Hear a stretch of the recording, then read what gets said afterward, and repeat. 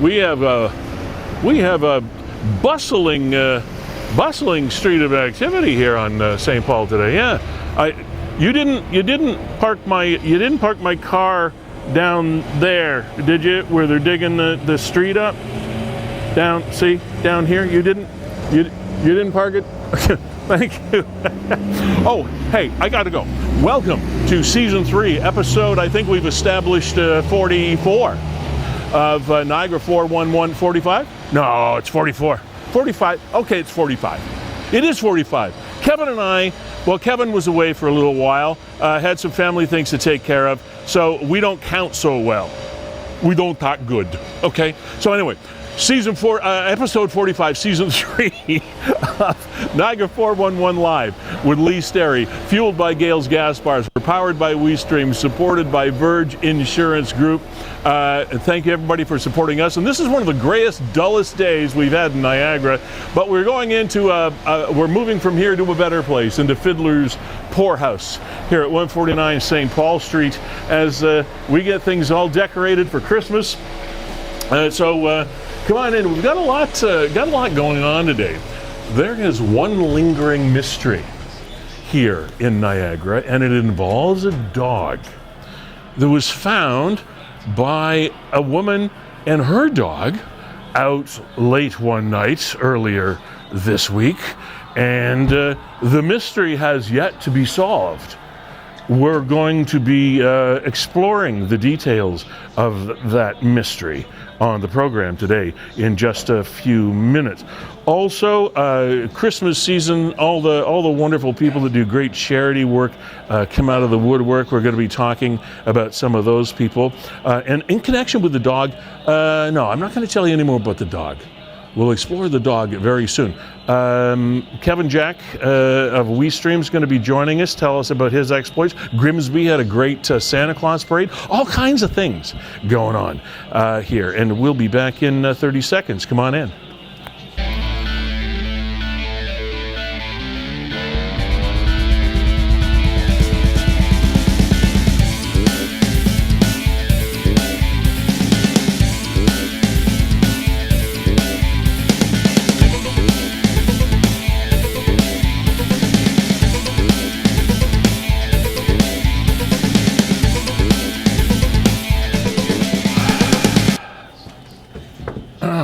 Are we set?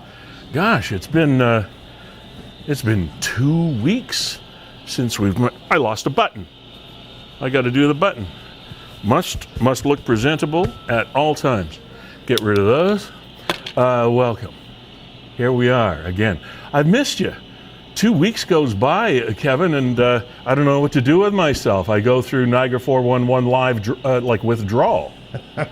It's good to be back, Lee, and lots to get to today. I'm really interested in the dog mystery of the Niagara Parkway. I mean, the dog mystery. That's been on my brain ever since they came across that pup, like almost a week ago, like last Thursday, Friday. Yeah. It's a weird story. Yeah, it's an intriguing story, and depending on where it goes, you might actually be seeing it at some point in time down the road on like a W5 or a Fifth Estate or a Dateline or something like that. I don't know. But for now, you're going to have to put up with us on, yes, we've established episode 45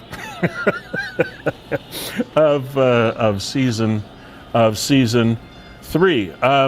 Kevin, WeeStream has been busy. You've had personal stuff going on, so that's kept you going. And I'm glad everything is okay on that front.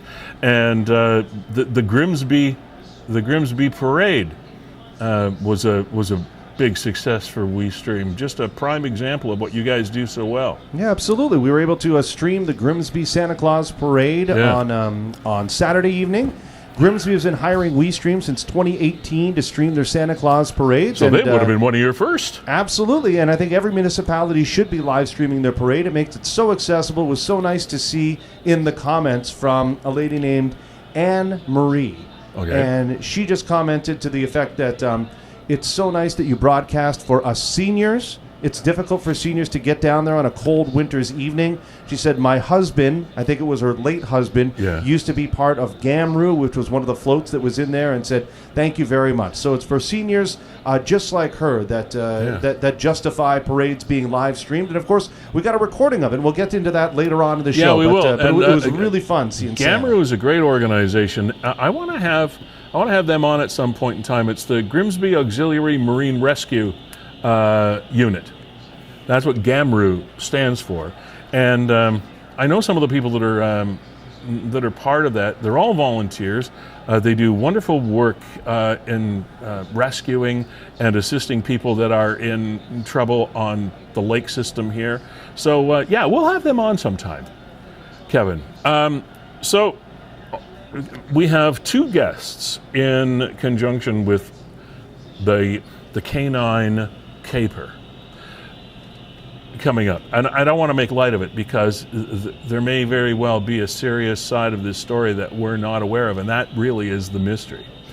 Georgia Culp is going to be joining us in just a few minutes.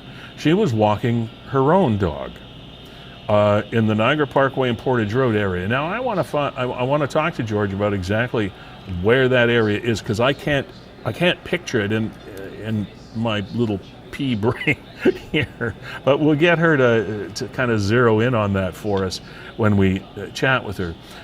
There's pictures of the little critter there. Now, when I first saw the dog, it looked to me like there was an injury issue. It may have just been the light. I don't know, but the dog's okay. It was a male dog, I think. Was wearing a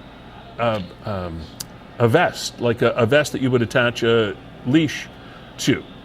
However, there was no leash, and there was no owner in the area, and the dog seemed to be acting in an agitated state. That's what we know. George is going to give us the details of what her experience was back on. It was very early in the morning, just after midnight on December the 2nd. So it was like Thursday night into very early Friday morning that this discovery was made. Authorities were called, etc. Well, like I said, we'll have Georgia tell us, because I don't know all the details, and that's why George is going to be here. But also, we will bring on Kevin Strooband. He's the executive director of the Lincoln County Humane Society, and that is where the dog is currently residing. As far as I know, as far as we know, we have not yet found the owner. And that is kind of the serious side of what might be the serious side of the story. We don't know. So that's so George is going to join us any minute now.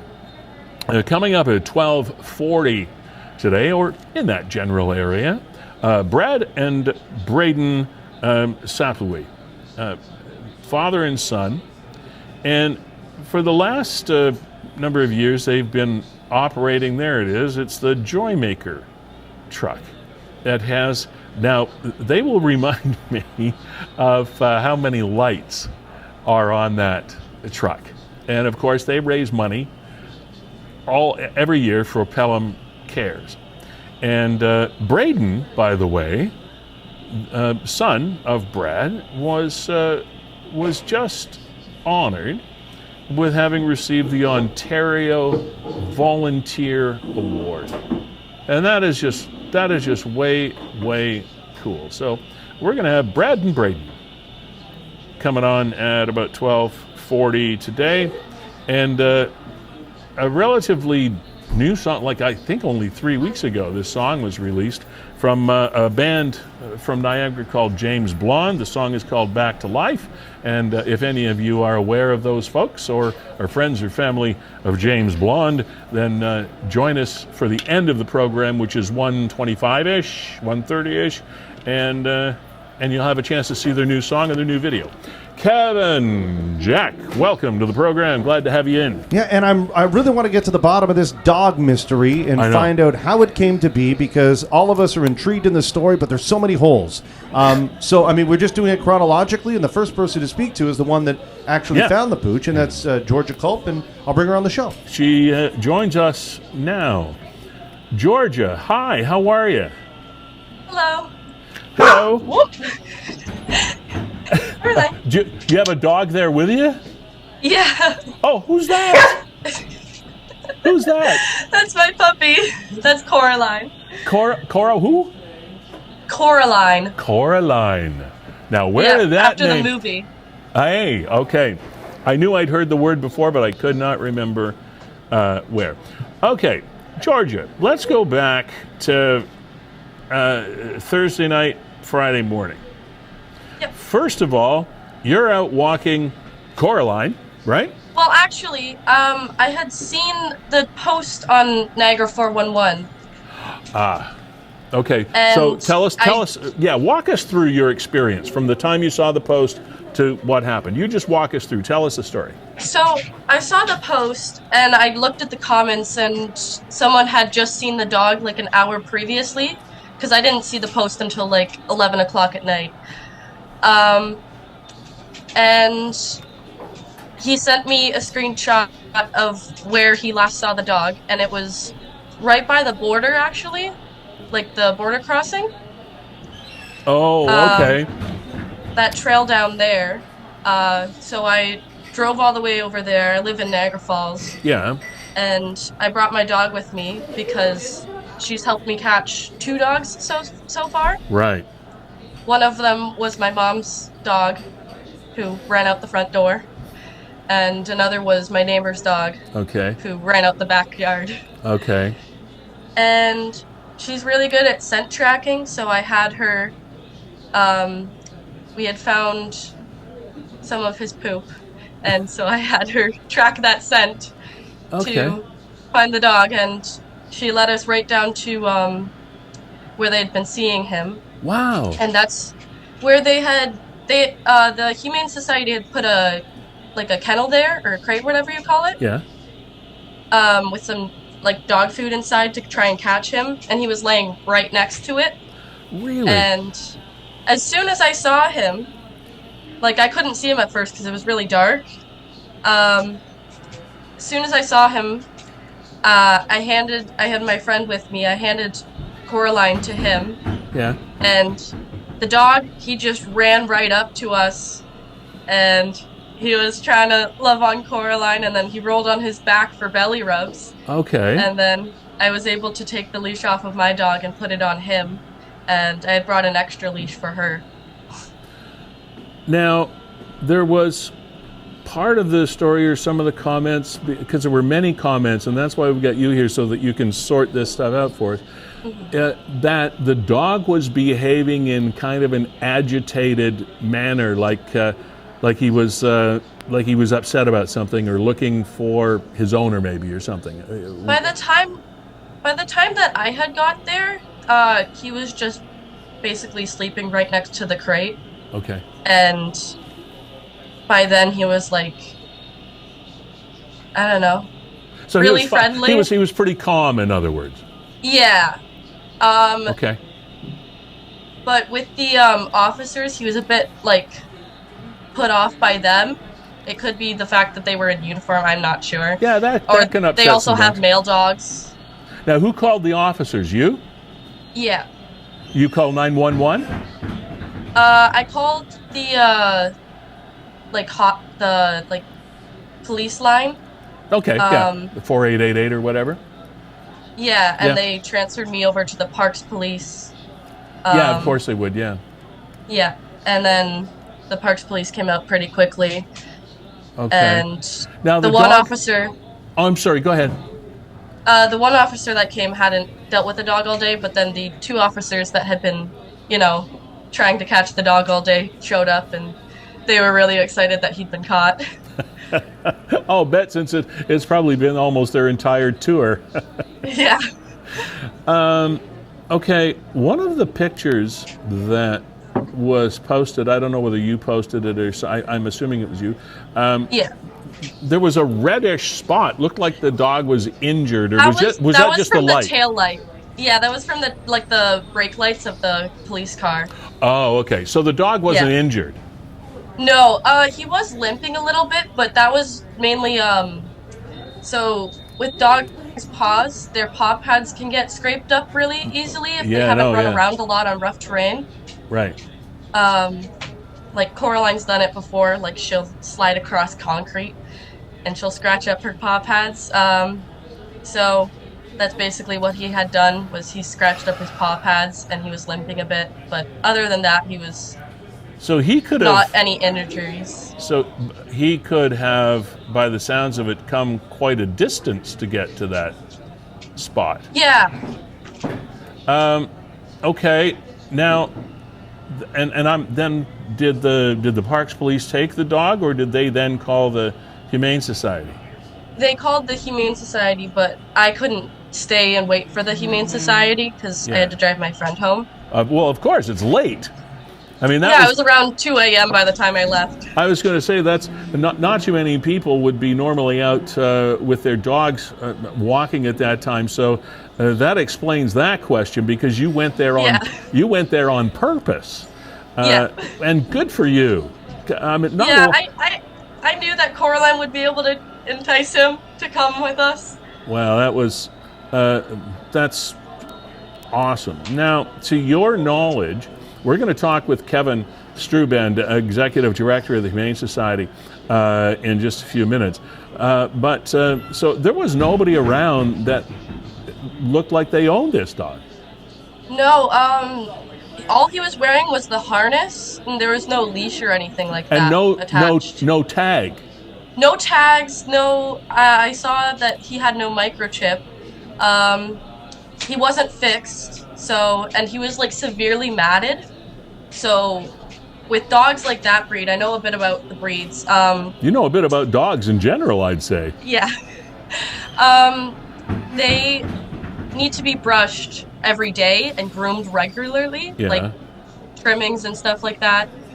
And he looked like he hadn't been taken care of in a while. Well, I know he did look kind of matted and curly and like some sort of a terrier. Do you know what breed he is? I'm thinking he looks a bit like a doodle breed, type of doodle breed mix. Okay. Just because of the fur. Yeah. So he and looked how big he is. He looked a bit like kind of one of the hypoallergenic dogs. Yeah. How big? Just like it's hard to tell from the picture. How big is he? Well, with the fur, he was pretty big. He was sitting in my lap while we waited for the police. He was around 70 pounds, 60, 70. Oh, so he's a good sized dog then. Yeah, he's a pretty big dog. He's bigger than my dog. Okay. Wow. Georgia, it's amazing on so many levels. A, you taking the time and trouble to find out where this was happening and to go out at that time of night. Point B, you had a friend that's close enough to you that's going to go with you, because I know a lot of people would say, come with it. What, are you kidding? I'm not going out tonight. Well, but he said it first, and then I'm like, well, I really think I could catch this dog. And he's like, okay, if we can do it quickly, then. And then, of course, the second hero of the tale is Coraline, for being able to track this pooch down. Yeah, she led me right down to him. I didn't even see him. She smelled him. That is truly. Dogs have an incredible sense of smell. They have senses of smell. I didn't realize this, but dogs can actually breathe separately through each nostril. So they can process stuff that's coming in here and process stuff that's coming in here, and they can separate the two. It's amazing. Yeah, I was planning on taking Coraline for scent detection training to actually be trained as a service dog. Yeah. Well, she'd probably be perfect for it. What breed is she? She looks a little bit She looks a little bit like a border collie type breed. Yes, she is 50% border collie. Her dad is a border collie, and then her mom is actually a mix of Staffordshire Terrier, Alaskan Malamute, German Shepherd, Boxer, Sloughy, and Shih Tzu. And there's two others that I can't remember. So did you have a DNA test, a genealogy thing done, or how'd you figure that out? Her breeder had a DNA testing done on the mom and also the dad. Okay, because our dog, my dog is a border collie mix as well. Yeah. Same kind of head. Okay, we're going to go. Georgia Culp, thank you very much for clearing up a couple of the questions for us. And Coraline, you're a star. Both of you are stars. Thank you for being here, and thank you for doing what you did. It was great. Yeah. Thank you. You're welcome. Take care. You as well. Thank you. Okay, so now we've got the area pinned down. As if you're driving to, like, say, from St. Catharines, and you're heading to the border at Queenston-Lewiston, you head down, the 405? And then, is that what it is, the 405 to where the Stanley Avenue cuts off? So it was down in that area somewhere where Portage would meet the Niagara Parkway, right near the border. Okay, now we've got it. Fascinating story. Kevin Strooband. I haven't talked with Kevin in a while. Used to talk with him quite often in another life, but he's still in his life. Kevin, Executive Director of the Lincoln County Humane Society. Kevin, it's nice to see you again. How are you? We don't have audio on you yet, buddy. How about now? We got you now. Excellent. How are you, Kevin? Good to see you. I'm good. It's been a while. It has been a while. It's a pleasure to speak with you today. Thanks for taking time out of what is a crazy world for you. Anytime you're dealing with animals, no 2 days are alike, I'm sure. You're absolutely right. and then we have a mystery like this. So tell us when the Humane Society entered the picture and what's been happening with this animal since. Well, we picked up the dog Friday morning about 3 a.m., so quite early. As I understand, a resident had caught the dog. We went out because there was some difficulty in catching him. Very scared, right? You can imagine this dog was pretty skittish because it was scared. So we went out, caught the dog, brought it back to the shelter, and just housed him overnight, and he was fine. And the next morning, he was checked out, again, a little skittish. Of course, everybody started calling us. We've been working with Niagara Parks Police to figure out, any details we can find out on him, and they're pretty limited. They're few and far between. I can tell you the dog's about a year old. We've since had the dog totally groomed and took care of the major flea problem that it had, and some dermatitis as a result of that. So the dog's looking much better. I'm not sure if you've seen pictures, but it's worth seeing. Good, because that's important for people to know what it looked like before, because maybe they think, oh, that's the dog next door or whatever. Yeah, we haven't seen pictures since he's been groomed by your people. We only saw the pictures from the young lady who found the dog. Well, her dog and her found the dog late that night, and you two didn't meet because she left once the Parks Police had taken possession of the animal and waited for you guys to show up. So we haven't seen the new and improved version yet. I can't wait to share them, and I will share them with you because they're pretty compelling. It looks like Mr. Muggs almost in the first shot, but the next shot it's quite a slender, handsome dog, but a little lanky, and you'll get a good look when we send those photos over. So it looked then like this dog had been on the loose for a while. It wasn't like he just broke the leash an hour ago or something. Well, I'm not so sure because there are a couple of factors. So one, when we get a dog that's been running for a long time, chances are we're going to have received a call at some time in the past to say, there's a dog here, we've maybe tried to get it and just couldn't catch it. Okay. But that didn't happen. We don't have records of that. However, in my experience as well, we've picked up dogs that have been recently loose, or maybe somebody's passed away, or they've been removed by a protection officer. Right. And then might bear some of the conditions that we found on this dog, with being, bleeding of grooming, lots of fleas, things like that. So it could go either way. And yet it was wearing a harness as well. So, yes. But so no, perhaps, but no tag. This is a fine example of why it really does pay to pay for a dog tag. Yeah, and a microchip, right? And a microchip. If there was let's say the collar fell off, the microchip's not going to fall off, and we scan every animal that comes in here to find out if there's a chip, so that we can get them back to their owner. And let's say it's even a situation where the dog was tied up at its residence, that it chewed through the leash, or maybe it broke and finally came free. The peculiar thing was, which I think prompted the police, was he was kind of hanging around this one area, and that's why they scoured the landscape to see if anything was going on. Okay, because they thought perhaps the owner of the dog was in distress somewhere. Yes, and I think that's why they took it so seriously, because, what if, right? They need to pay attention to that. So I'm glad they did. And, I guess ultimately it ended up being good for the dog, because now he's in our care and he's doing quite well. And there were even emergency helicopter surveillance up in the air, right?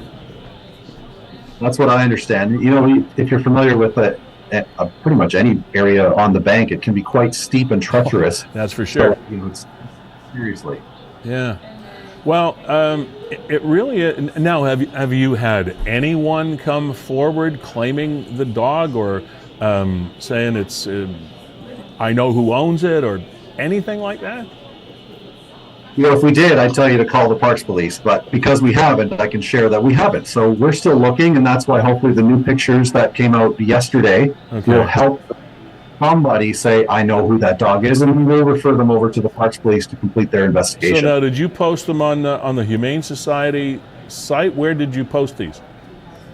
Is that it? They right haven't there? been put on our site. They're on the... Okay, Kevin, I sorry. haven't seen it, but they're on... No worries. Yeah. Yeah, I put up one that was associated with the media release, where it looks like he's standing in front of a wooded area, but he's posed for the photo in daylight. Would that be the most recent photo? Is that what you're referring to, Kevin? No, he'd be the one. He's totally shaved down now, and I know local media picked it up, but we haven't released it widely, so I'm happy to share it with you, and you can share that. Yeah, by all means do that, because the picture that we're looking at right now, you can't see it, but the picture that we're looking at right now was in the media release. He's still very shaggy, good size dog, actually. Yes. And you'd be surprised at how much now. I'm sorry? You'd be surprised at how much smaller he is now. Just he's a lot more slack. Yeah, I'll bet. So what is the medium to longer term policy with the Humane Society in a situation like this? The dog is a stray. He was obviously somebody's pet, and who knows how long he's been running around, and now you got him. And how do you deal with this going forward? Well, and that's a great question, because there might be a lot of uncertainty in the community. So what happens is we work, in this case, with the police if we find any leads. Ultimately, we want to find who the owner is, and of course there are questions of that person, whoever it is, to find out a little more about the dog, see if they want it, find out the circumstances, find out really his story, the dog's story. And then, presuming that we don't hear from the person, and we never do, the police might say, you're welcome to release the dog. It falls under legislation for how long we have to keep it, which is only 3 days. That has expired. But then we keep it. When the discussion's done with the police, we can put the dog up for adoption. And this is definitely a candidate. So again, a little skittish, a little snippy, but it's not a problem. My director of operations had it out on the front lawn giving it treats. So I think he's going to be fine. He will find a home if he doesn't get claimed. We had the young lady and her dog, actually, on just before you joined us. Georgia Culp is her name, and her dog is a pretty good tracker-style dog. So they found this stray, and she said that when they showed up and showed the dog some attention, that he rolled over for belly rubs and all kinds of things. So I guess he must have felt comfortable in that situation. So he seems like a nice dog that was just scared. Absolutely. Yeah, I would definitely agree with that. And we're not going to have a problem. I think many people have seen his story and they're probably falling in love with him right now. And when you see him shaved, it'll be a different person that falls in love with him. And you want to be also careful that he is not returned to a situation in which he might not have been treated properly. True, and that might be good where the police are involved here, because as just the Humane Society, we don't have that authority anymore to deny somebody their dog. Yeah. But if there are any kinds of allegations that need to be investigated, well, then the police can do that. Or in other cases, it would be the Provincial Animal Welfare Service inspectors who would do that. Okay, so we'll make sure that we posted the new and improved pictures Yes. of this dog. And Kevin, while I have you, and it has been so long since you and I have chatted, any message on behalf of the Humane Society here in Lincoln County and all Niagara in general that we can pass along while you're here? How are things going? What's the how can we help? What are your priorities right now? Well, it's funny. Usually around this time of year, November, sometimes October, and definitely in December, we usually don't have any cats. Well, I can tell you right now, every cage is full. So we are just asking for people, if they're interested in adopting a cat, come on in and we will find you one that's perfect for you. You can take it home, and it's one more cat that goes out into the community. So we're not going to do anything else but find these cats forever homes, but we're just encouraging people to come and look for them. Okay. Kevin, did you have something that you wanted to weigh in on here or no? I'll just throw it this way to you, Kevin. For families heading into the holiday seasons, and I don't know what the right answer is, but you're the guy to talk to. If you're thinking about introducing an animal to the household, is this a good time of year? Is this a poor time of year, and why? I was going to go there myself. Good question. It's definitely both. So that's a really good question, because if you're like, oh, my poor aunt, she's lonely and we need to get her a dog, let's buy her a dog, give it to her. Don't do that. Give her a gift certificate, and then she can decide if she actually wants to go through with that. Yeah. But if you're a really big family wanting a new pet, you think we're off for 2 weeks, is that the best idea to bring the dog into chaos, or cat, whatever it is, into the chaos of your home during Christmas? Or you say, hey, you know what, family? We're going to get a dog in the new year. Yeah. So if you're a quiet and you've decided this, that 2-week gap from school might be a perfect time to bring a new pet into your family. So a multifaceted answer. Okay. It's like buying a kid a bunny for Easter. You just don't do that. You don't. Correct. All right. A good conversation, though, Kevin. How much does it cost to adopt a cat? So a cat is $99 for a cat, or $150 for a kitten, and they come spayed or neutered, rabies vaccine if they're over 3 months, and they get the full range of shots and a microchip. So basically, you're getting all of those things for a reduced rate, and the cat for free, because we're supplementing the cost to make sure we find these cats a home. Yeah, you pay for the medical care and you throw in a cat. Yeah, pretty much. All right, and God bless them. We've had cats ever since I can remember. So they're lovely creatures, and I hope we deplete your population pretty quickly. That would be great. Fingers crossed. Yeah, Kevin, thanks very much for what you folks do. It's truly amazing work, and I know it must be rewarding for you folks on the other end, but as I said, never a dull moment. Absolutely, and thanks, Lee. I appreciate you having me, and thanks, Kevin. Yeah, take care. Bye, Kevin. Kevin Strooband, Executive Director of Lincoln County Humane Society, of course, serves all of Niagara out of that location. Somebody got Kevin's attention on the World Cup game.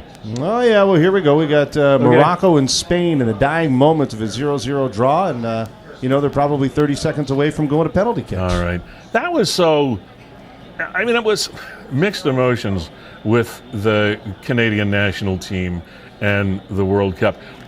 I believe that we all sort of in our heart of hearts knew how this was going to go. But hope reigned eternal in the fact that maybe miracles can actually happen. Well, the miracle didn't happen. The miracle was the Canadian team actually making it to the World Cup and us being able to buy into it for a little while. And the guys played their hearts out, and it was great. One of the things that sort of got me, though, Kevin, was the panel. One time after the first game, Canada had scored its first ever World Cup goal in men's World Cup competition, and one of the commentators said, "The greatest moment in Canadian soccer history," and the star of the women's team and a global star was sitting right beside him, and she had kind of a funny look on her face. But soon he got himself going. He sort of dug himself out of that hole afterward. But the ladies, the women's team is not to be outdone, or in hockey for that matter. I mean, they are the reigning Olympic gold medalists, so yeah. That's it's got to be worth something, you would think, right? No question. But you know what? It's what is it? Recency bias. You know, we're always caught up in the moment, so I don't blame that announcer. I mean, right now we're focusing on the men's FIFA World Cup, and when the women's World Cup comes around, we'll once again turn our focus to them. At least that's how I feel. Me too. Everybody knew what he meant, and that was enough. It was just there were some comments about it, and I thought we would go there. Coming up in about 5 minutes or so, Brad and Brayden are going to be here. Father and son, Brad and Brayden St-Louis will be here because the Joy Maker truck is on the road again for Christmas 2022. And this time we have an Ontario Volunteer Award winner that's going to join us on the program in the name of Brayden. So we'll find out, we'll get an update on everything that's going on with the Joy Maker truck and their initiative for Pelham Cares.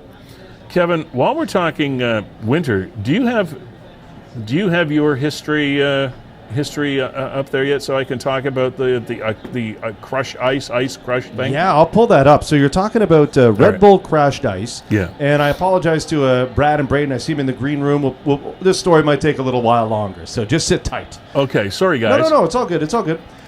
So yeah, Red Bull crashed ice came to Niagara Falls, what is now 10 years ago. Thank you, Facebook, for that. Right? Facebook always bringing up these memories, and you go, oh gosh, that was 10 years ago. Yeah, but I saw it because your lovely wife posted a picture of you in front of the site of the crushed ice thing from 10 years ago.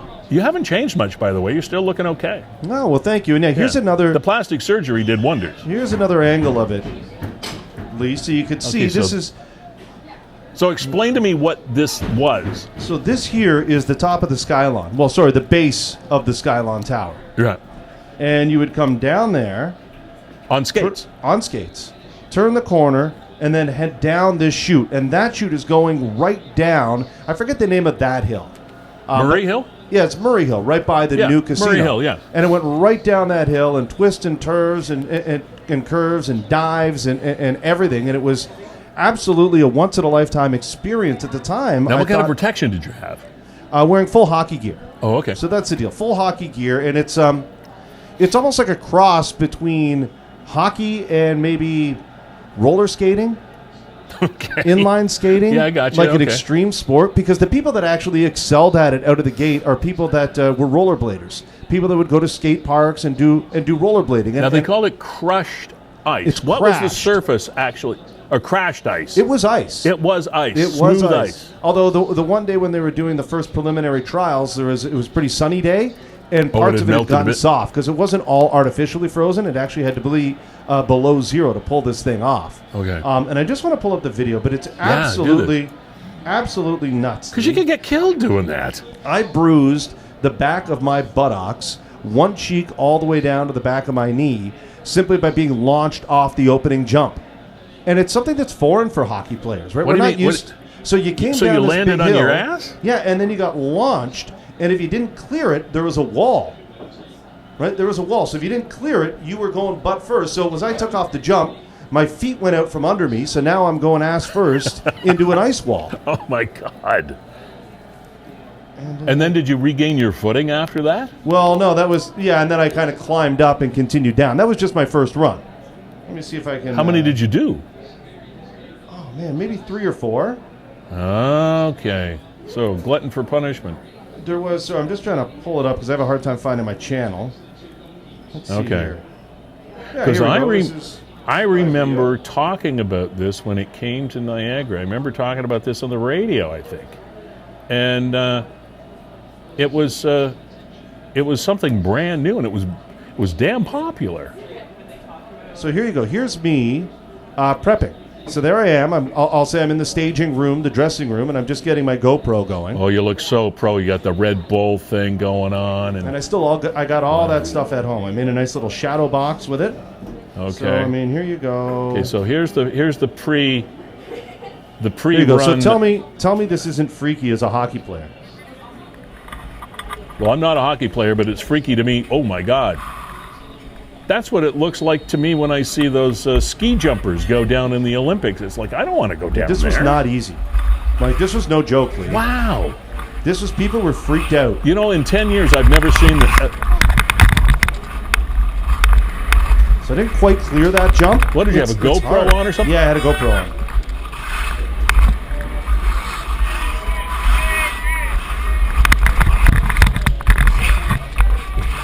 Oh. So you see, nothing is flat.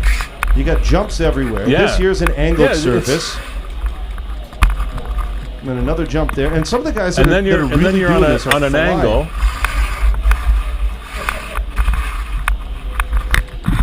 That's a long run, Kevin. Oh, yeah. Uh-oh. Oh, yeah. Try and do that one. And now this. Oh!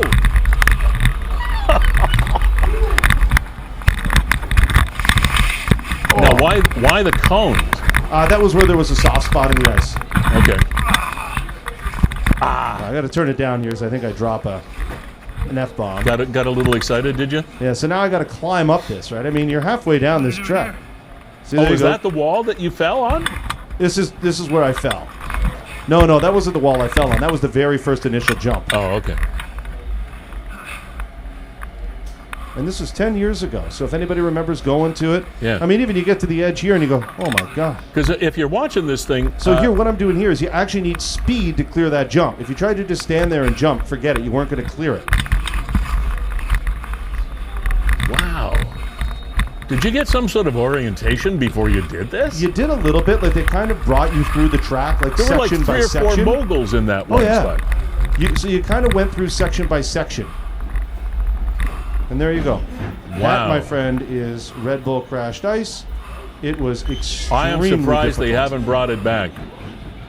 I was surprised, too, that they haven't brought it back to Niagara, just because I thought it was a perfect fit. And for Canada, it's an internationally recognized destination. And it also has the hotel capacity to accommodate all the fans and media to come in. I thought Niagara Falls was a perfect fit. Now, they've been to other places in Canada. I think they went to Calgary and Edmonton and things like that. Yeah. But why they never came back to Niagara Falls, I don't know. But it makes it a little more special knowing that, hey, the one time it was here, I did that thing, and it was pretty damn cool. And for those of you that are watching Niagara 411 Live with Lee Sterry here and Kevin Jack, our executive producer, Kevin's a hell of a skater. He's a great hockey player, a great pedigree of hockey here in Niagara. So if anybody would be capable of nailing that thing, it would be you.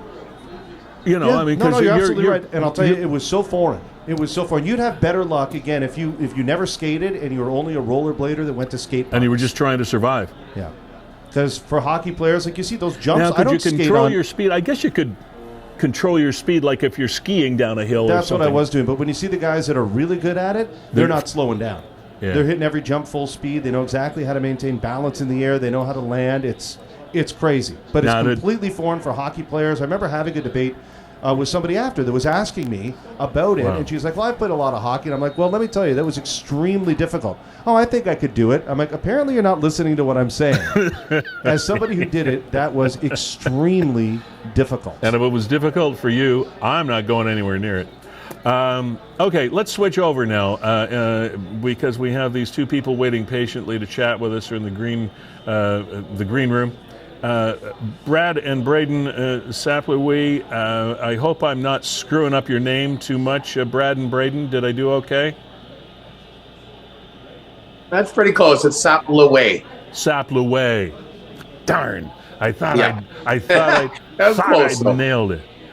Well, welcome back to the program. We talked to you two lads last year, and just thrilled to be able to talk to you again. Brad's the dad, Brayden's the son. Now, I got that right, didn't I? Yes. Okay. Brayden, how are you? Good, you? I'm great. Now, I see that you have your Joymaker truck behind you. Brayden, why don't you tell me what we're looking at right now? How many lights do we have? The history behind it, just for people that might not have heard about it. I'll shut up and you tell us what the Joymaker truck is. So, 3 years ago when COVID first hit, my dad is originally from Thunder Bay, and we go up there every Christmas to see all his family, and we couldn't do that, and we felt bummed out about it. Mm-hmm. So we came up with an idea to make other people feel good. If we were feeling...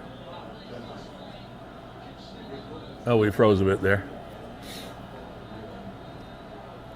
We'll get him back. That happens. He'll come back. Especially with the seniors' homes in the areas, because we knew a lot of the people couldn't see some of the seniors in the homes and stuff. So we thought we'd bring joy that way. And then it turned into Brayden's #Joymaker Truck Charity.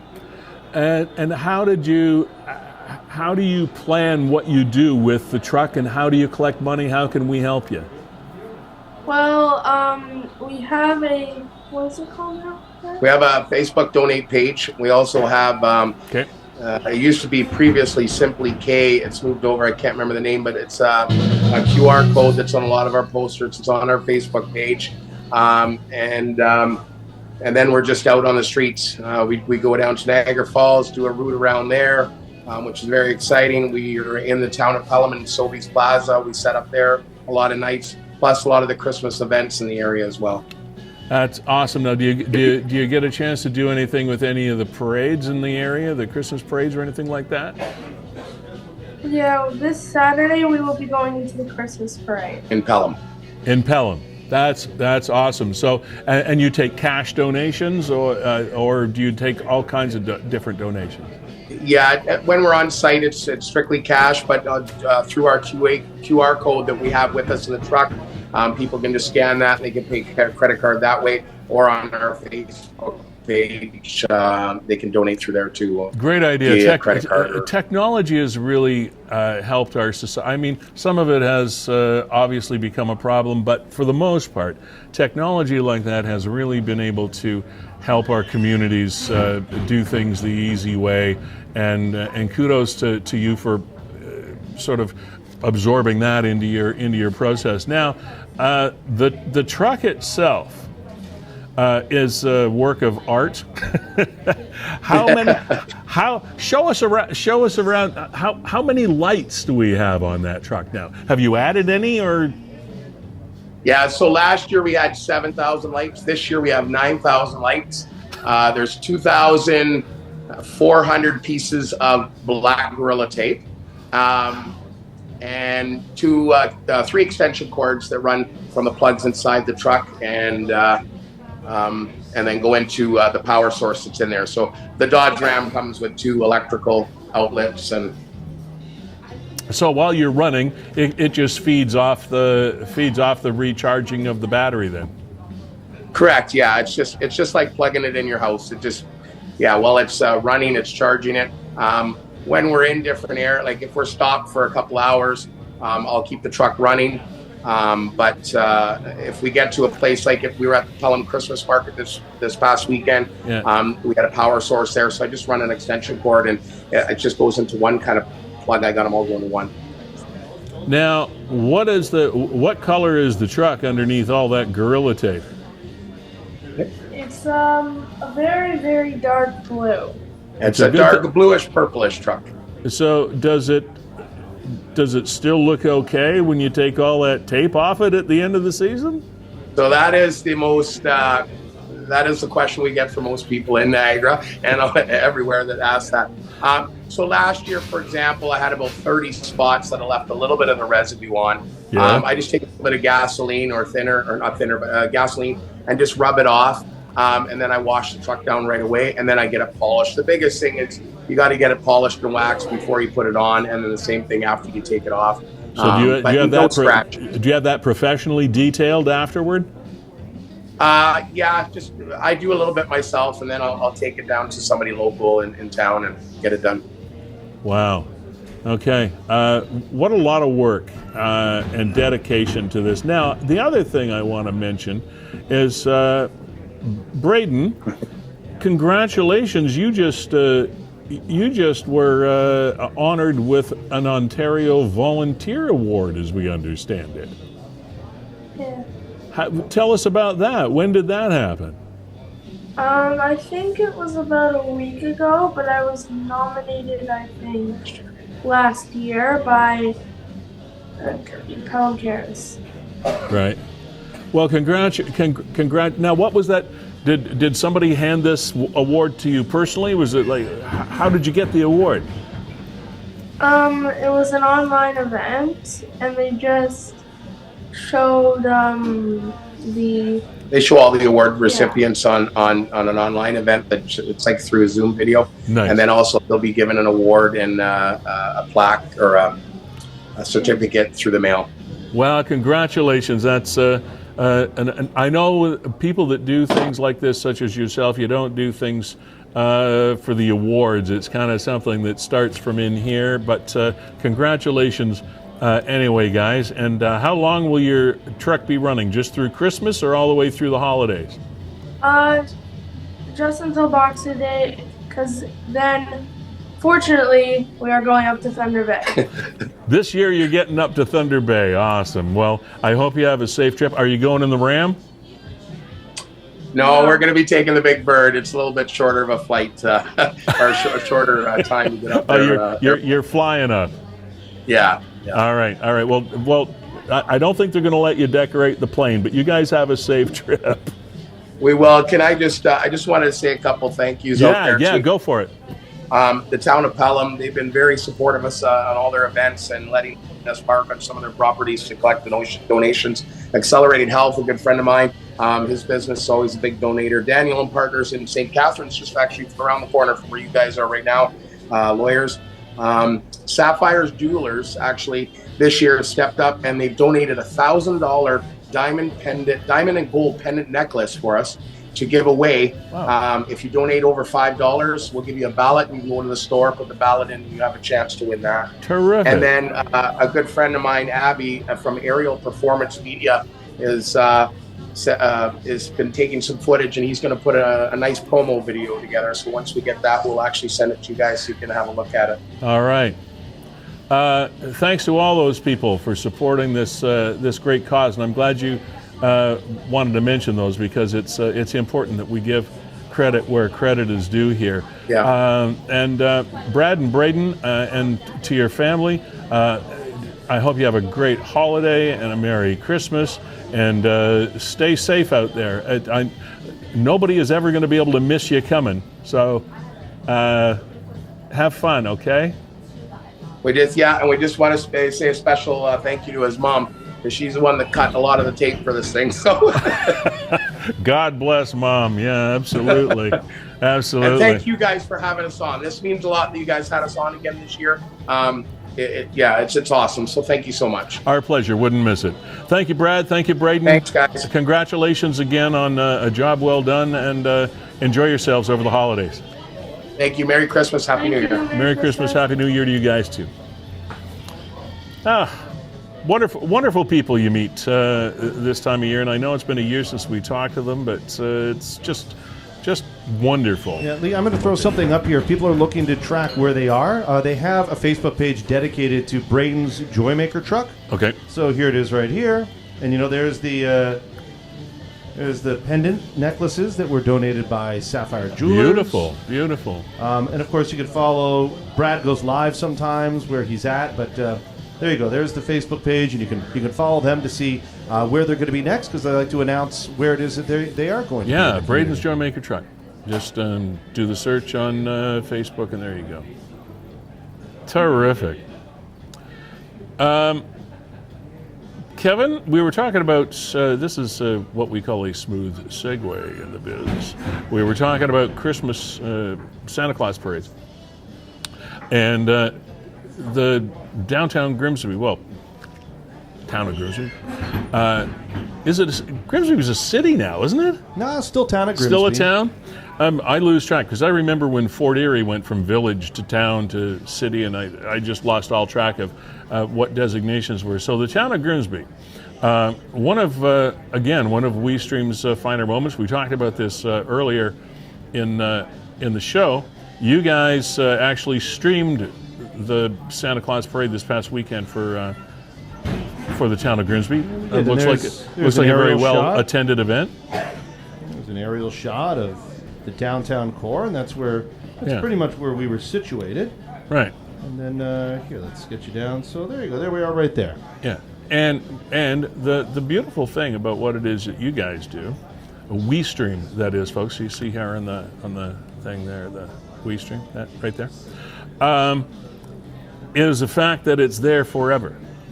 It's there in perpetuity. So if you actually missed the parade, either in person or online, you can just go find it. And how do they do that, Kevin? In this case, you just go to the Town of Grimsby Facebook page or their YouTube channel. So All right. We're broadcasting both to Facebook and YouTube. And you're right, Lee. I mean, while we have thousands of people watching live, we've had tens of thousands of people watch afterwards. Absolutely. And it's the great benefit. It's also nice for all the people in the parade. They can go back and see themselves. No, that's what the float looks like. Yeah, we really did a fantastic job here. So here are two it's so great announcers. One of the things that I'm proud of is with the technology we use is we make difficult things look very easy. Yeah. I mean, this is just a little company out of St. Catharines broadcasting on the street under a couple tents, But that looks worthy of any parade coverage that I've ever seen. Video and audio quality, Kevin, is good. Thank you. And then one of the best parts of the parade. Yeah, here. This is parts that I like during the Everybody downtime. loves the pipes. And I'd just like to remind everybody that now is a great time along with Christmas coming into winter to check the fire alarms in your house, make sure that they're working. Make sure that you and your family have talked about it. If you ever had a fire. Absolutely. Hi, everybody. This town and this fire department is really good about. And those kids on the street can go back and watch themselves on the screen. Yeah, exactly.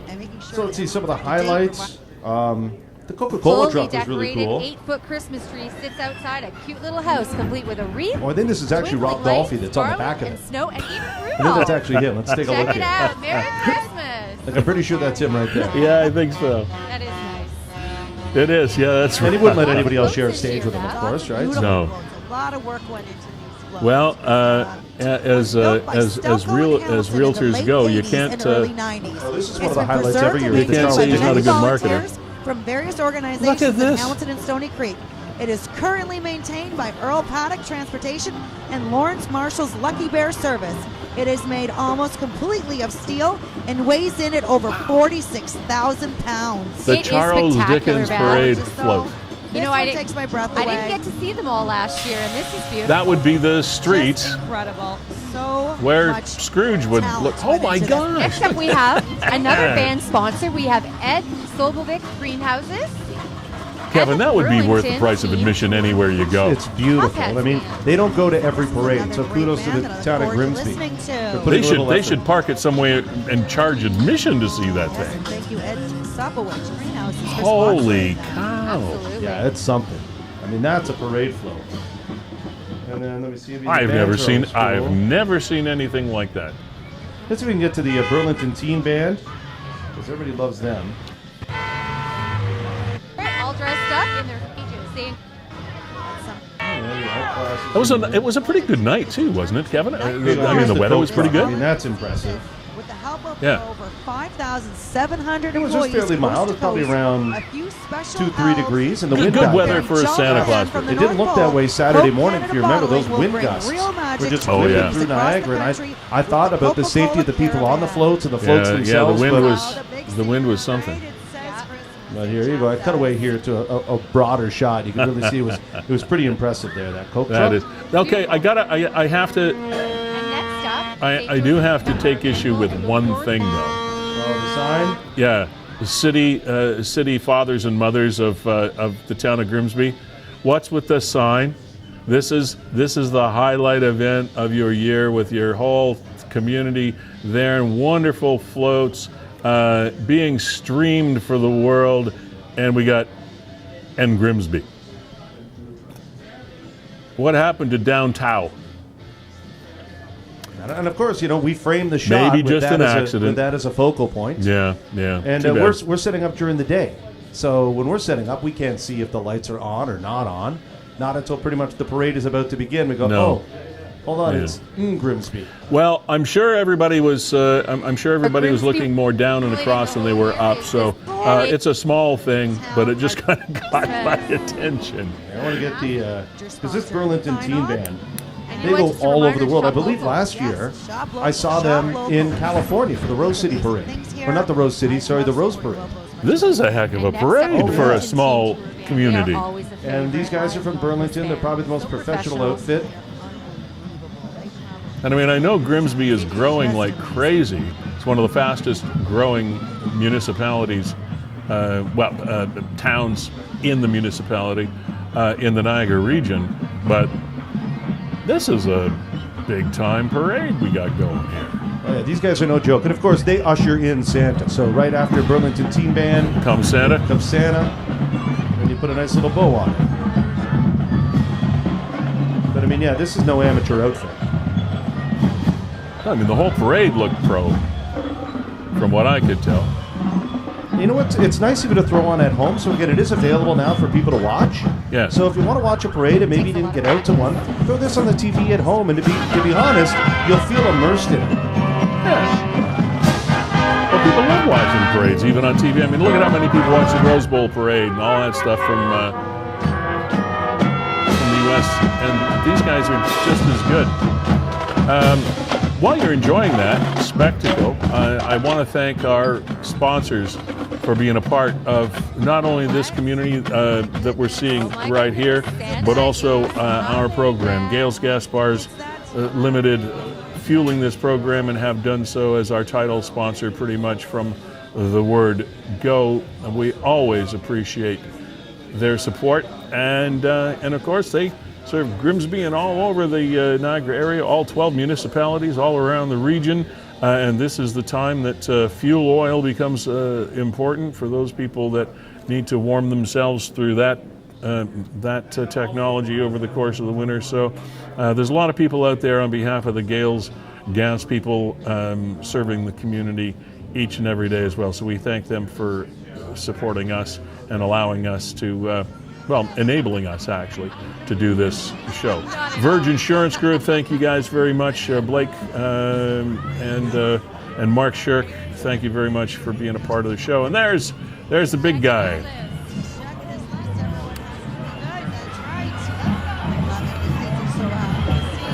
They got Santa riding high on this one, Kevin. That's a good idea. I've seen a lot of parades in my time, and we don't often have Santa flying that high. He's way up there. He's way up there.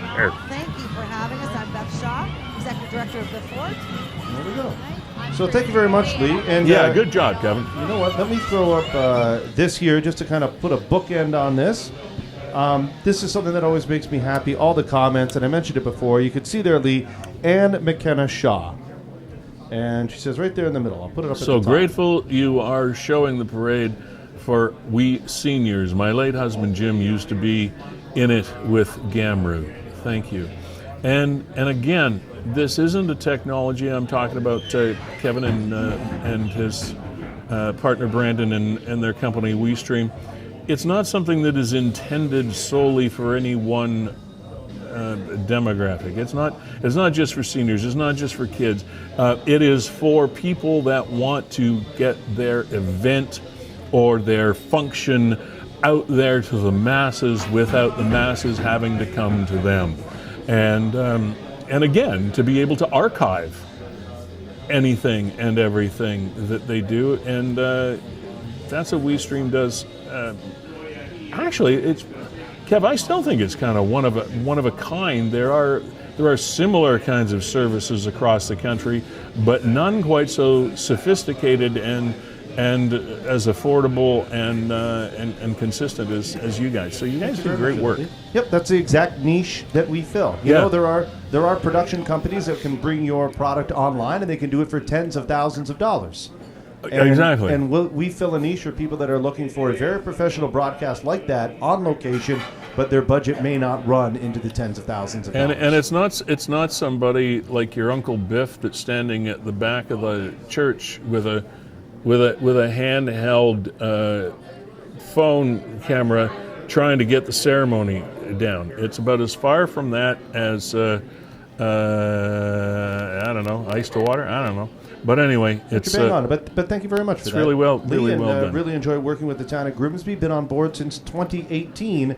So now the challenge is to the rest of your municipalities, make your not just Santa Claus parades, but make your community events accessible to all, and create an archive of your event by bringing WeeStream on board. We truly do provide a good value service. Yes, you do. A couple of sad-ish notes. Actually, 3 over the past week. They say I don't know who they are. I don't know where this expression came from. But Kevin, I don't know whether your folks said this to you when you were growing up. Things happen in 3s. Always. I don't know where that came from, but this week it certainly bore fruit as a saying. We lost Christine McVie, one of the lead singers, songwriters, and stalwarts of the incredible band that was in its heyday in the 1970s. Been around longer than that, but the 1970s, 1975 through 1978 or 9 or so, they were probably the hottest thing on the planet as far as a band is concerned. Christine McVie passed away this past week at the age of 79 years old. Now, and people expressed incredible surprise and shock. Well, Kevin, it's not too shocking for someone at the age of 79 to pass away. I think where the shock came is none of us realized that she was that old. I never thought of Christine McVie as being that old. Because she always looked great, she still performed well, and I was a huge fan. I saw them perform a couple times, met a couple of them a few times through my career, and God, an amazing career, and wrote some beautiful songs, including that one. So we said goodbye to the lovely and talented, as they say, Christine McVie of Fleetwood Mac. Also, we lost a gentleman that we kind of all grew up with. Bob McGrath passed away. He was one of the original cast members and was on there for a long time of Sesame Street. Sesame Workshop mourns the passing of Bob McGrath, a beloved member of the Sesame Street family. And again, when you don't realize how much time goes by, Mr. McGrath was 90 years old when he passed this week. 90! A founding cast member, he embodied the melodies of Sesame Street like no one else, and his performances brought joy and wonder to generations of children around the world, adults as well, parents as well, I might say, whether teaching them the ABCs, the people in their neighborhood, or the simple joy of feeling music in their hearts. And it was just in the last 24 hours that it was announced that television and movie actress, mainly TV, probably best known for her role in Cheers, Kirstie Alley, passed away after a short battle, they say, but no battle with cancer ever seems short. But after a so-called short battle with cancer, Kirstie Alley passed away this week at the age of 71. So I guess good or bad, Kevin, things happen in threes. And boy, it was quite a trio this week. And Kirstie Alley was a bit of a heartthrob, I would say, in the 80s and 90s. Absolutely. She was the it girl for a little while, much to the chagrin of Shelley Long. Yes. I mean, these were names that were being bandied about last night as we were sitting around a table and talking about the passing of Kirstie Alley. Yeah, Shelley Long was the only beauty that was on Cheers for a long time, and then Kirstie shows up as the new bar manager / owner, and and at first I think Cheers audience were taken aback because, what are you doing, Shelley? You're leaving? We loved you. And then within a year or two, I found that Kirstie's character had a little more teeth than Shelley Long's character. Very more depth to the character. Well, a different character. Yeah. You couldn't take Shelley Long and have anybody else play that character. It just wouldn't work. So you had to do some sort of flip of the coin, and whoever was on the other side. And almost to that, around the same timing, Woody Harrelson was brought on board. I was going to mention So that. the show and talk about a career. Like, oh my goodness, did he make the most out of that opportunity? And I think that was probably his first regular acting opportunity, was when he played Woody on Cheers, and he was hilarious in that role. But boy, he's built a big time career out of that. Ted Danson too. I mean, my tip of the cap to Ted Danson. A lot of people, once you're in a sitcom, you kind of just dry up or wilt, or you just keep cashing the checks. But Ted, I mean, he's still was it CSI today. That he and he's on to another came one back now. in? Yeah, he's still a very relevant actor. Yeah. So good for you, Ted. Yeah. Well, quality begets quality, much like this program, Kevin. Each week we try to outdo ourselves, and each week we do. We do try. Oh yeah, Each week we do try. We do try. We make sure that good enough is our bar of excellence.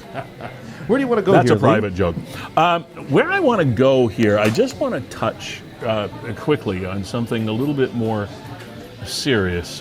Bill 23 has been a big conversation issue for the last number of months now. And Bill 23 is that piece of legislation passed in the Ontario legislature which enables the development of green space areas in Ontario for houses. It's part of that Build 1.5 million homes in Ontario, the initiative from the Ontario government. And, I've never been one that you would just sort of point at and say, oh, he's a dyed-in-the-wool tree hugger. Yes, I like trees. Yes, I like the environment. I also understand the need for development. I also understand the need for housing and all of those other things. So I try to balance my personal opinion against the facts that are out there. But in this case, there's a big but here. In this case, I can't help thinking of Joni Mitchell and that song where she said they paved paradise and put up a parking lot.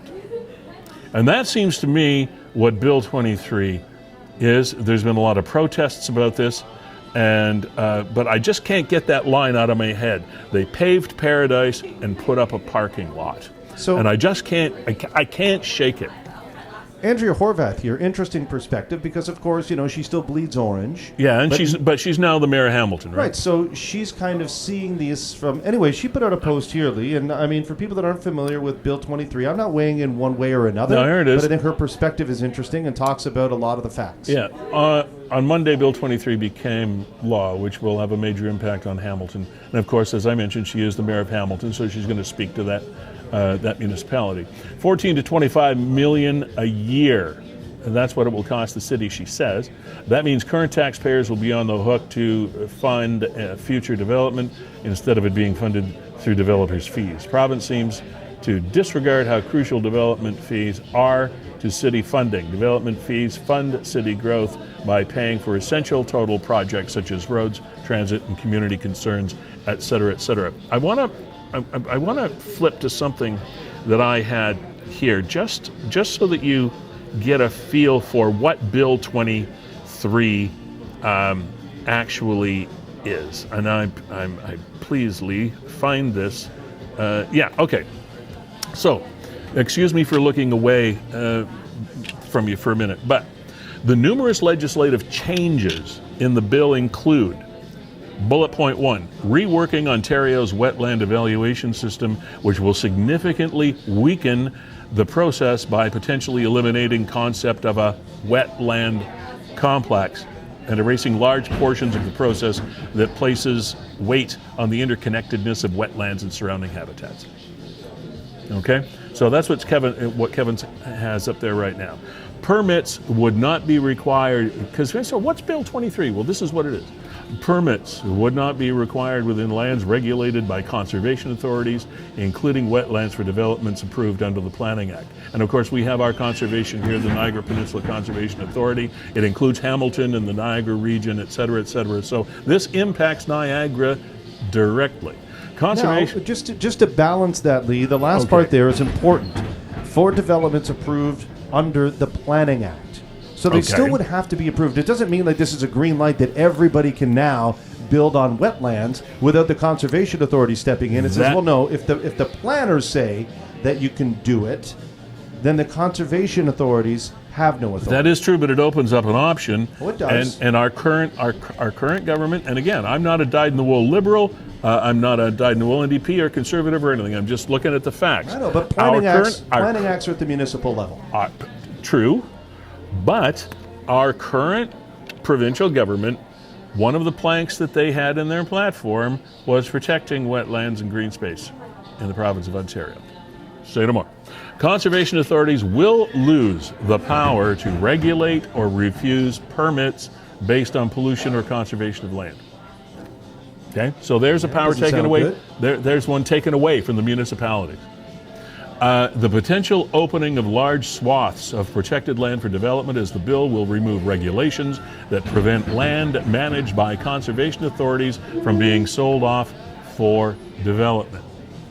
All right, so once again, it removes a loophole for protection of certain areas that are governed by conservation authorities, of which we have one, of course, one of the biggest in the province. The removal, Bill 23 means the removal of planning authority from the region of York, Peel, Durham, Halton, Niagara, Waterloo, and the county of Simcoe. The changes will remove upper-tier municipalities from the approval process for lower-tier official plans and plans for subdivisions. This will pass approval authority for lower-tier plans to the Minister of Municipal Affairs and Housing. The Minister's decisions are not subject to appeal. And finally, public meetings will no longer be required for approval of a draft plan for subdivisions, leaving community members in the dark on development applications that are proposed in their city or town.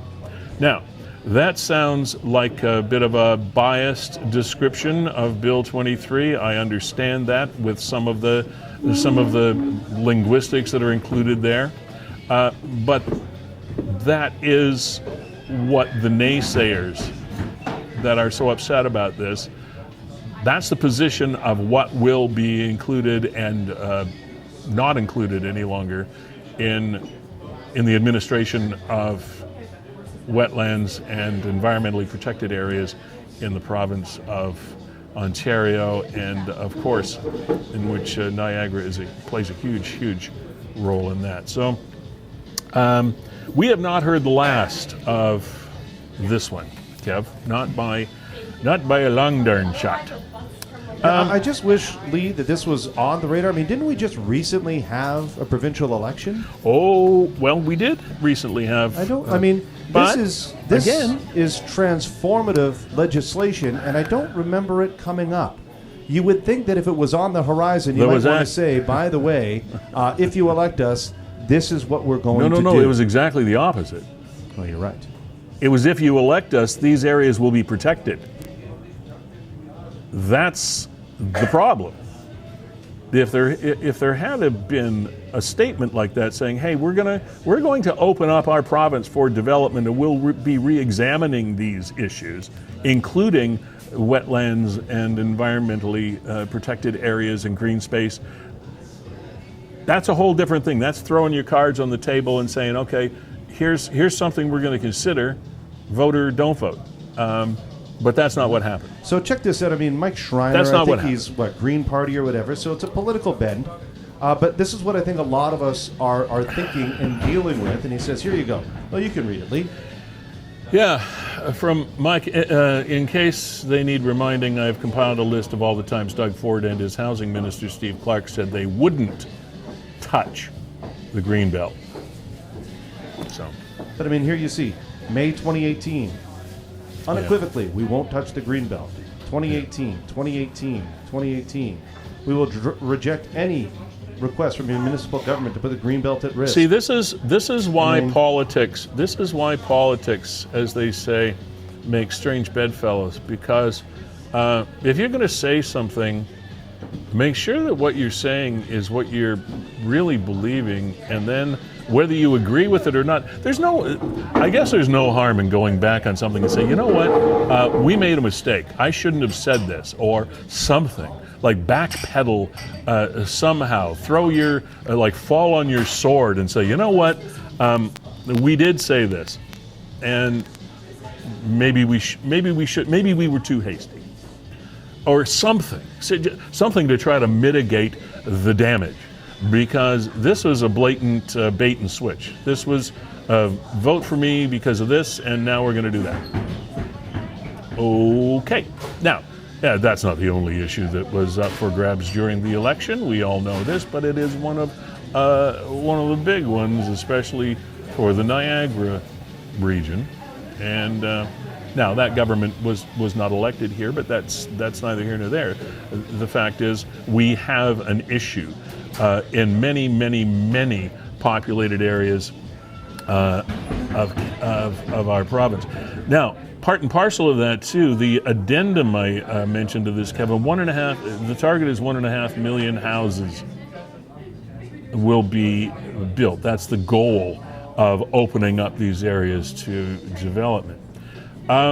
We have a lot of open space that's not designated protected green space in the province of Ontario. If you want to drive around the province of Ontario, and not that far from habited areas like northern Toronto and up through the Collingwood and Georgian Bay and Simcoe areas, and there's a lot of open space. There is a lot of privately owned land that could be purchased by developers from current farmers or land operators, where we can build houses, as opposed to in the urban areas that have protected acreage.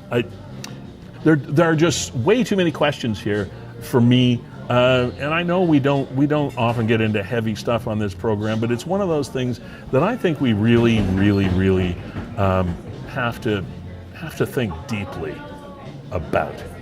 And I can't go on anymore because I've said it. So that's. I think it's just more the process as well. Like, be transparent. If you've kind of changed your tune a little bit on your opinions and where you stand on the Greenbelt, wave the white flag and say, hey, we screwed up here. I don't think that saying that when the Greenbelt came in how many ever years ago that maybe it was done incorrectly means that you're anti-conservation. I would listen to that argument and say, hey, you know what? We've readdressed it now. We've looked at a different lens, and maybe some things have to change about it.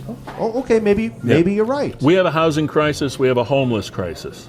We have an economic, wouldn't call it a crisis, but we're in economically challenging times when it comes to people having roofs over their heads. So one can understand, okay, let's take a 30,000-foot view of this and step back and look at where we are. And as you say, go about it in a transparent way. But it just doesn't seem that transparency was included in the bill. Something that got some comments on around, I think it was up on Niagara 411 as well. A couple of things that kind of fall into the same category. And again, we fall into that challenge of two Caucasian males talking about things that are racially based in the story. So I admit that. But a couple of headlines got my attention. One of them was the segregated study hall at an Ontario university. Well, guess which Ontario university that is? It's Brock University in St. Catharines. Brock University in St. Catharines, Ontario has brought back segregation by setting up study meetings for racialized students only. We know BIPOC students. Now, BIPOC stands for Black Indigenous People of Color. Correct, Kevin? I believe that's what it stands for? Yes, it does. We know BIPOC students are historically underrepresented in academic spaces in general and had less opportunities in terms of getting to university, said Brock Curriculum Development Specialist Ashley Grover. Feeling welcomed and supported academically in the study hall and throughout the university is just one of the ways we're trying to address that. And I understand, and that's a totally valid argument. But I don't know what I'm missing, but it seems like it's the opposite of what should be happening. Shouldn't integration and sharing of space and knowledge and culture be the way to go? I don't understand how that's supposed to accomplish that goal. I don't. Yep, Lee. I mean, I was doing talk radio as you were for 20 years, and I think 20 years ago I was saying exactly this. If whatever group it is, and trust me, we're not there, and I'm a white guy, so I get all that. I know we shouldn't have a say. But if the goal is to treat everybody equally, at some point we have to start pointing out how different we are. You have to stop hanging your head on that. Why introduce segregation? We should be doing the opposite. I know, but the opposite is what we were doing, Lee, and we're trying to get beyond that. So maybe we're not there yet, but you do make a point that's saying, well, hold on a second here. It's not that hard to figure out that that what they're talking about there is blatant segregation. But I don't think it's the same thing. It's not rooted in society, but boy. Yeah, the BIPOC, no, where I said BIPOC, it wasn't to do with actually Brock, but it was related. Is the market that was held in downtown St. Catharines as well, which is the Black Indigenous People of Color. That's where they called it the BIPOC market. So I didn't want to confuse the two issues. Brock has the segregated, to use a word I hate, segregated study hall. The BIPOC market is kind of in the same conversation, and I still am not quite sure. I understand that it's great to be able to shop and browse the products of all of these various cultures. If you're going to buy food or items or presents or whatever for holiday reasons, and it's wonderful. Again, though, why is it specialized?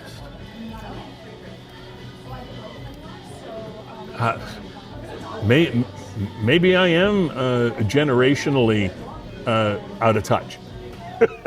Maybe I am, and I'll buy that. If I am, you know what? If I am generationally out of touch, I'll take that label. What you're saying is not crazy. I mean, just paint yourself the scenario where I'm a Brock student and I want to go use that study hall, and somebody says you can't be in here right now, and I say why, and they say because of the color of your skin. Exactly. And this is a step forward. So I don't know. Yeah. I'm not saying I have all the answers, but I don't think this is one. And I pay tuition. Yeah. So anyway, just some things that crossed our radar screen this week that are complex issues. There's no pat answer or solution to them, but just every now and then, Kevin, there are things, as they say, that kind of make you want to go, huh? And I don't know what the answer to huh is for some of these things. Kevin Jack, always a pleasure working with you. It's been a couple of weeks. I missed you like crazy. I don't know. I don't know. I guess it's a bromance or something. I don't know what it is. But anyway, pleasure to have you here. And WeeStream represented well by just the technology that you've been watching here today. Also, Gales Gas Bars, thank you for fueling this program as our title sponsor. We love you. Verge Insurance Group, also a stalwart supporter of the program. We thank you so very much. Nick at Niagara 411 appreciates what you and your contributors do in getting the word out there along with us. And to Georgia Culp and Carolina, that amazing border collie dog that helped find the mystery poodle, if you will, this past week. Thanks for joining us on the program and doing what you did, stepping up. And speaking, and Kevin Strooband to give us some background information on how these things operate. Appreciate you being here from the Humane Society. Brayden of Brayden, Saplaway, and the Joymaker truck, awesome initiative. And my name is Lee Sterry. This has been episode 45 of Niagara 411 Live with Lee Sterry. Kevin, have yourself a wonderful week, what's left of it. Super weekend. We're closing in on Christmas. Your kids must be getting crazy. They are, and the elf on the shelf he's a mischievous little guy. He shows up in a new place every day. And Lee, before we go, I do have to wish my dad all the best. Yes. Dad, we're all there for you, buddy, and you're going to be just fine. Okay. But big shout out to my dad, who's in room 350 of the Belleville General Hospital right now. Yeah. Had a health incident over the last couple of weeks, and Mr. Jack, Godspeed, and come out soon. And things are going well, by the way. So good on you. Best to your family, Kevin. Coming up to play us off the stage, as we often do every week, as a matter of fact, have a Niagara-connected musical act to play us away from the camera. This week, it's the band James Blonde, Niagara-based, and we're going to hear a new piece from them just released about 3 weeks ago called Back to Life. Thanks for being here, everybody. Enjoy. Cheers.